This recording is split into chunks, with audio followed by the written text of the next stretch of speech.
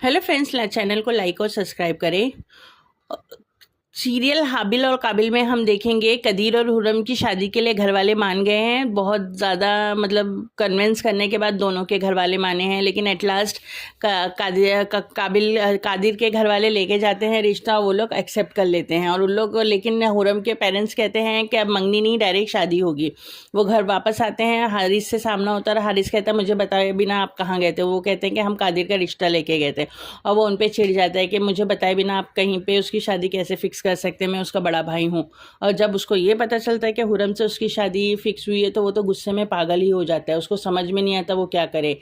हालांकि उसके फादर उसको तुर्की ब तुर्की जवाब देते हैं, लेकिन वो बहुत ज़्यादा उसका दिमाग खोलने लगता है।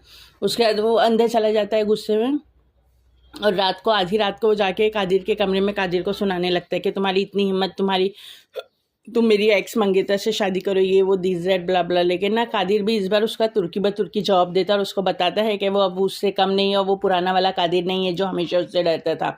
अब वो उससे कम बराबर है, और या फिर हो सकता है उससे ऊपर ही है। उसके बाद वो और ज़्यादा आंख बागोला हो जाता है, लेकिन उनके पेरेंट्स आ जाते हैं और वहाँ से हारिस को भगा देते हैं।